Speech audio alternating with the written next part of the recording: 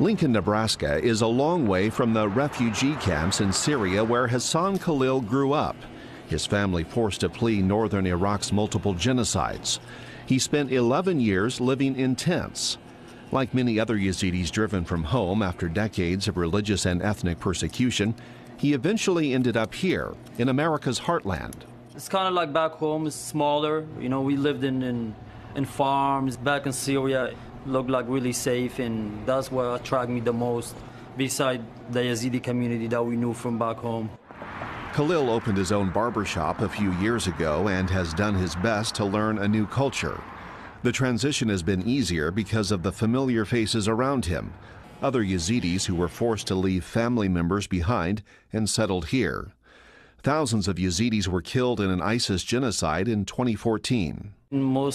Every family have probably lost a loved one from the ISIS attack. There are still most families that have uncles or mother or daughter or brother still either captured by ISIS or they might be somewhere in a refugee camp. So there are a lot of concerns where people are kind of worried. This is our English and citizenship classroom. Lincoln has become such a popular destination for Yazidis that they've established a cultural center. Why do you have this celebration? A place for refugees to learn the language, how to manage money, and even how to drive. Director Jolene McCulley says they're also getting over what they left behind.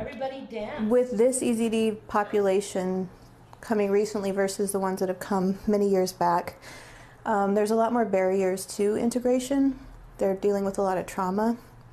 And so right now our goal is to help them overcome the trauma and remember their culture and carry on their culture before we focus on integration. Even though many Yazidi refugees are initially resettled in other cities, they often end up in Lincoln. Some of the first immigrants arrived several decades ago after working as interpreters for the U.S. military in northern Iraq. One family comes, talks to another family, and then pretty soon you've got family and friends telling family and friends, well, my family's there, I want to be with them, or, you know, maybe I can afford a house there or I can get a job there. And then the community support is a lot better than some of the bigger cities that they've been resettled in. At Lutheran Family Services in Lincoln, Lacey Studnicka's job is to welcome refugees, and the majority of them here are Yazidi. Nebraska is a flyover state, you know, typically very conservative, but Nebraska resettled the most refugees per capita in 2016. And we've always been at that top of the list for refugee arrivals. So here we are, 6,500 miles from northern Iraq in Lincoln, Nebraska. What makes this place so welcoming and attractive to Yazidi refugees? People love Lincoln for the same reason we all love Lincoln. It's, you know, low unemployment, very welcoming, a great place to raise a family, and they really have found shared values here. Most Yazidis in Lincoln will never go back home because of the unrest that persists in northern Iraq. ISIS has been weakened, but internal strife within the region still makes things unsafe for Yazidis. So they're establishing the traditions of their homeland here, including building a cemetery on the outskirts of town. Yazidis raised the money to buy 20 acres of land. Everybody's coming together in this project, and they're donating their money and then time.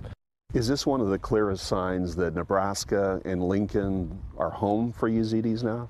It is, yeah. We have Yazidis from Texas, from California, from other part of the country moving to here.